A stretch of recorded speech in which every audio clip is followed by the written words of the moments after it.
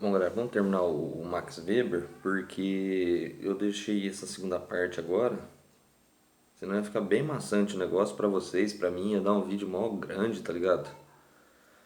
Então ia ser meio garrado, tá? Mas vamos lá, pra gente estudar o que agora? Os processos de racionalização do mundo. E dentro desses processos de racionalização, vamos colocar o estudo dele sobre religião, tá? Porque ele vai chegar numa conclusão que eu já vou dar a resposta no início aqui pra vocês. Ou a religião protestante, aquela que deriva da reforma, tá?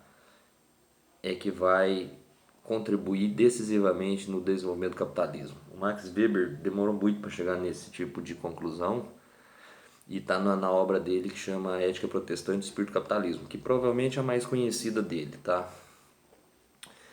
E o Weber tinha essa preocupação, galera, muito grande em explicar como se desenvolveu de fato, historicamente, o capitalismo, tá?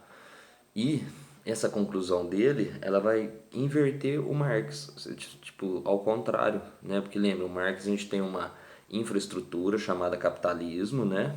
Que é a base da casa, e tudo aquilo que tem na sociedade vai derivar desse capitalismo, ou seja, o Estado, ele vem do capitalismo, a religião vem do capitalismo, o direito vem do capitalismo, a cultura popular vem do capitalismo, todas as coisas vão vir do capitalismo, porque ele é a base, tudo que é da sociedade aqui em cima vem dessa base, infraestrutura, superestrutura, tá? O Weber vai inverter essa relação. Se para o Marx o capitalismo produziu as religiões, né? Principalmente essas modernas, não nem no sentido de produzir, por exemplo, falar, puta, o catolicismo é mais antigo que o capitalismo, é sem dúvida nenhuma. Mas a grande questão é que o capitalismo ele acaba influenciando, tipo, o protestantismo seria um fruto do capitalismo, mas para o Weber é o contrário. Ele vai fazer esse estudo muito complexo, tá?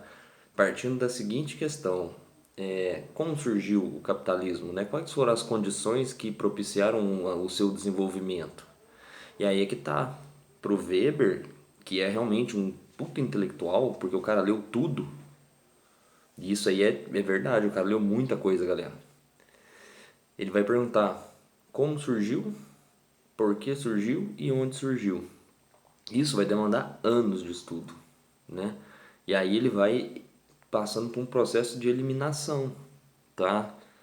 Então, por exemplo, no Oriente, nenhum tipo de sociedade possibilitou historicamente que o capitalismo se desenvolvesse. As sociedades ameríndias aqui também não tem noção nem de propriedade privada, tá? É uma coisa coletiva. Então, o capitalismo que é uma coisa individual não pode ter sido, né? Então ele vai fazendo esse recorte espacial, esse recorte cultural, esse recorte social para chegar aqui, né, na Europa, onde ele estava, Weber alemão, né? E aí o que, que vai acontecer?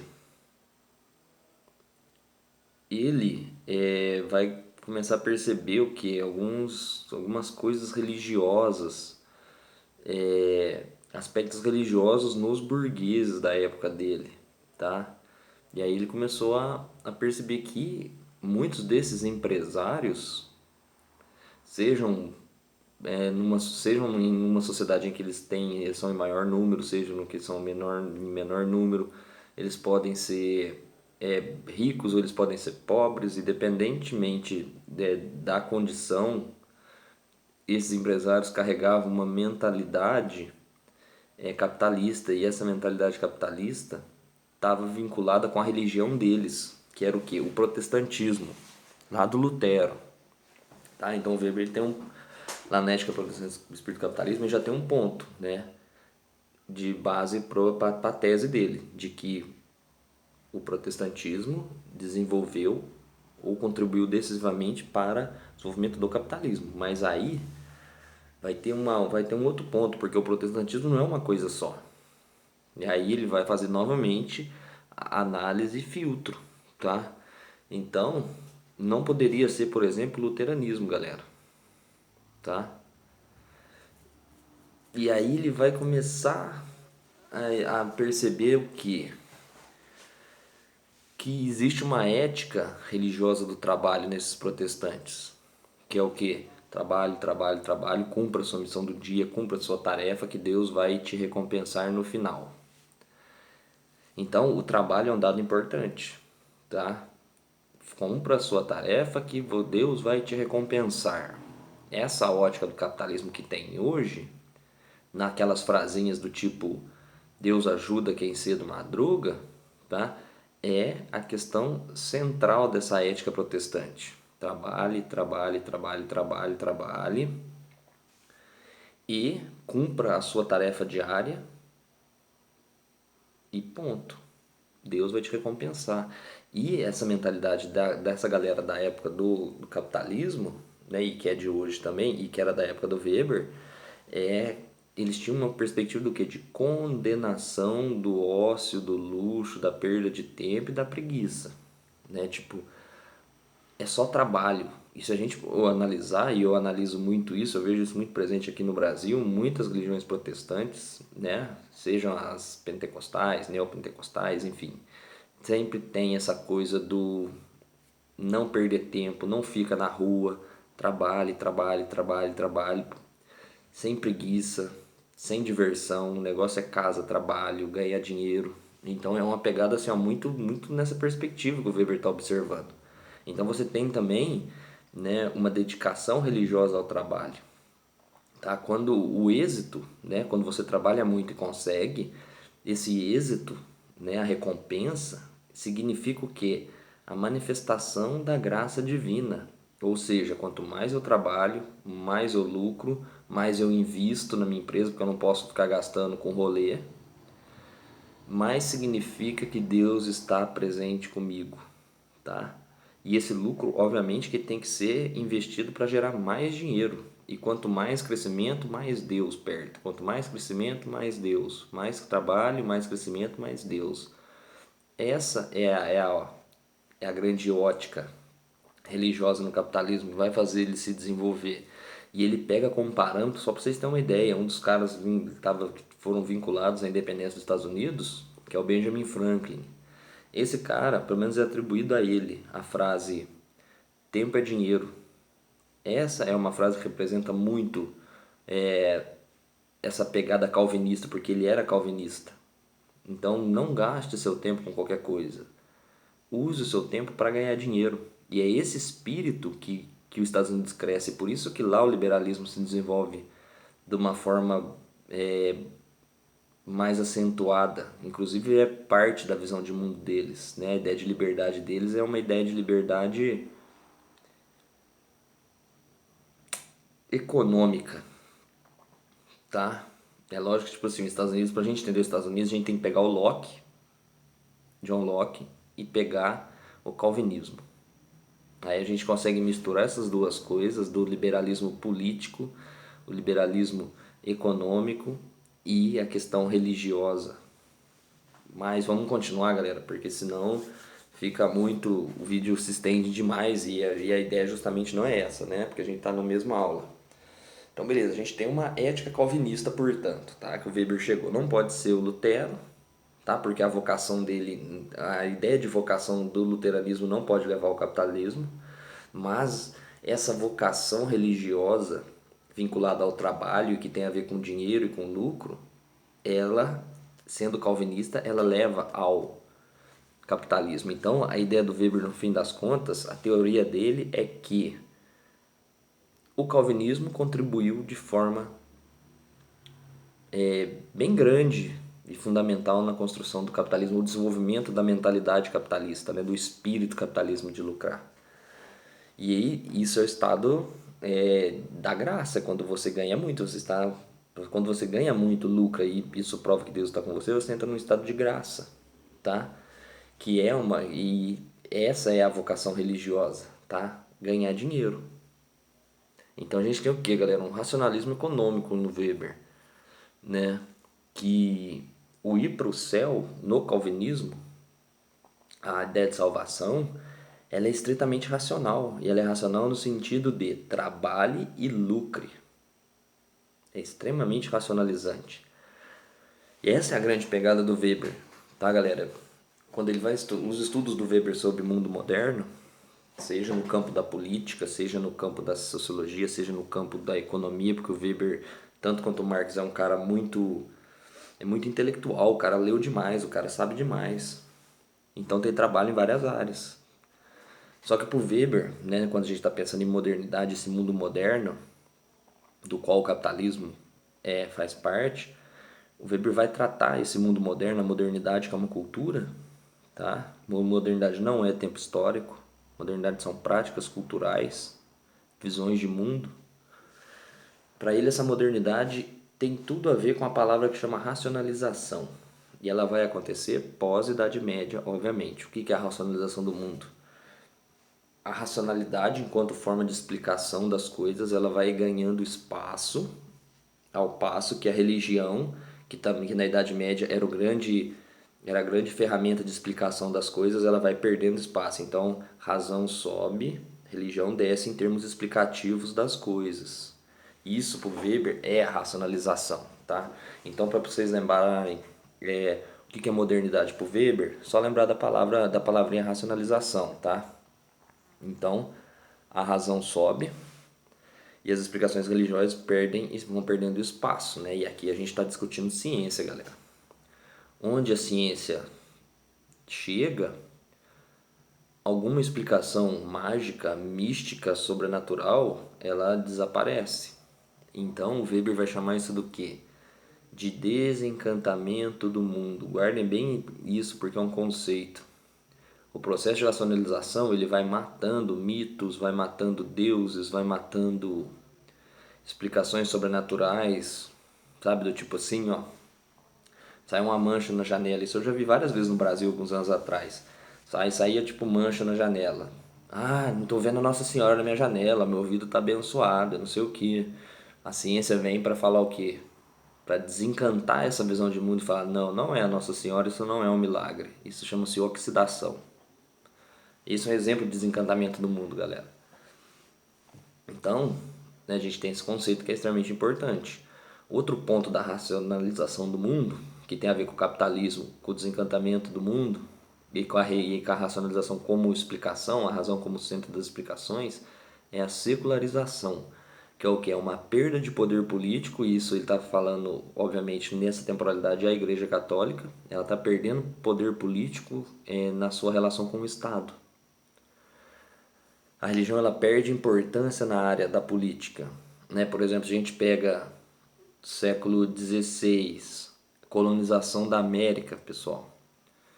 Igreja Católica e as coroas estavam assim, ó, articulados, não tem como desfazer uma da outra. Isso para o Weber ainda não é modernidade, tá? A secularização é o que? A ruptura, ó. Religião é uma coisa, Estado é outra. Então, qual que é a pegada, né, desse negócio? O Estado moderno, galera, que é uma coisa que vai surgir na modernidade, ele é fruto de todo esse processo de racionalização e é fruto dessa secularização, que é a separação da igreja e do Estado. Tá? A igreja não tem que dar pitacos em coisas que tem a ver com o Estado. Uma religião não pode ficar à frente de um governo ou de um Estado. Tá? Essa é a ideia da secularização e é uma coisa que vai acontecer recorrentemente. Tá? É um processo histórico. E esse Estado moderno, ele é resultado, portanto, da racionalização e da secularização. Tá? A explicação do mundo de forma racional e a separação da perda de poder da religião no controle do Estado, tá? Então, o que é esse Estado moderno para o Weber, que surge nesse período, tá? É tipo como se fosse um organismo que controla um povo em um determinado território. E esse território ele passa a ser delimitado assim, ó, muito matematicamente. Com limites, tudo certinho. Não são mais marcos da natureza como cachoeira, rio, montanha e etc. São coisas muito delimitadas. E nesse território que esse Estado controla, esse território delimitado, que o Estado controla um povo que mora aqui dentro, ele tem soberania. O que é soberania? É o poder. Esse Estado ele pode fazer o que ele quiser ali dentro e outros Estados não têm que dar pitaco. Essa é a noção de soberania, tá? É o que acontece, por exemplo, com a Amazônia hoje, para vocês terem ideia. Se o Brasil aumenta o número de queimadas, dentro do conceito de Estado moderno, que é esse que o Weber estuda nas antigas, o Brasil, né, o governo federal deveria falar assim, ó, foda-se para a França ou para outras coisas, porque a Amazônia está dentro do território nacional e quem determina o que fazer com ela é o Estado brasileiro, né? Mas aí já é uma outra questão, porque se o Estado moderno hoje em dia é uma coisa atualizada, aí já é uma outra discussão, porque o mundo sendo global, o Estado ele perde um pouco de poder interno, tá? Mas isso aí já seria discussão para outra coisa. Vamos ficar, por exemplo, no Weber mesmo, tá? Então é um território delimitadíssimo, tá? Uma coisa bem cartesiana, bem matemática. Nesse território tem pessoas e o Estado faz esse controle. Esse controle que é exercido por meio da violência legalizada. O que significa violência legalizada? Que existem pessoas que, para fazerem as leis serem cumpridas, têm o direito de usar da violência para que se mantenha a ordem. Isso aqui é a polícia, né? O Weber vai estar discutindo isso, tá? Então a polícia, eles têm o direito de serem violentos com as pessoas e essa violência ela é legitimada pelo Estado, tá? A ideia é mais ou menos essa. Então você tem o Estado ele controla ali dentro, ele exerce o poder dentro de um território e ele pode, sem dúvida nenhuma, é, usar da violência para manter a ordem interna do negócio. Só que não é apenas por leis que o Estado exerce esse controle sobre a população, essa dominação, igual tá falando para vocês na outra aula. Essa dominação, ela também vem por meio das leis, né? Que é o que? A burocracia, que é a dominação legal, conforme eu falei na outra aula. A burocracia é o que? É um aparato racional, técnico e administrativo para controlar a população, mas não é no controle, não é controle no sentido só Foucaultiano do negócio, que eu vou explicar para vocês posteriormente, se vocês não tiveram aula ainda, que é de ficar vigiando a população assim, ó, uma coisa bem negativa. É a questão de administrar. O Estado ele tem que saber o que está acontecendo no seu território. É para isso que a burocracia foi criada, para saber quem nasce, quem morre, quem sai do Estado, por exemplo. Então isso é muito visível no que? Documentos, galera. Porque a pessoa nasce, já tem que ter uma certidão de nascimento. Matricula na escola, já vai ter um outro documento. Então o Estado ele acaba sabendo a vida inteira dessa pessoa por meio de documentos. E hoje, por exemplo, com o uso de cartão, galera, fica muito mais fácil de saber onde estamos. Você vai, por exemplo, numa loja do lado, ou você vai num restaurante, ou você vai no mercado, você passa o cartão, aquilo automaticamente já é informação gerada sobre você. Então o Estado sabe onde você está. O Estado sabe onde você esteve, por exemplo, ao meio-dia e meia de ontem, na hora que você passou o seu cartão. Então, a burocracia é uma forma de controle, tá? Só que também é uma forma de administração dessa população, de saber o que está acontecendo. Quando você vai sair do país, quando a gente vai viajar para fora, tem que bater o documento de saída para o Estado brasileiro saber que ó, o Marcelo está vazando do Brasil e está entrando, por exemplo, na Argentina. E aí chega na Argentina, que é outro estado, eu tenho que bater também um documento de entrada. E eu tenho que falar para eles quando eu vou sair. Então, os estados nacionais, eles vivem do que? A burocracia é aquilo que vai facilitar a administração de tudo. Essa grande produção de documentos. Que é lógico que na burocracia existem também as leis, tá ligado? O direito faz parte da burocracia. As leis que um Estado cria, tá? Então, esse Estado moderno, segundo Weber, era mais ou menos essa perspectiva, é uma racionalização do mundo, tá? E uma racionalização nesse Estado moderno no sentido de controlar e administrar de uma forma melhor a população que vive nesse território delimitado. Então era isso, galera.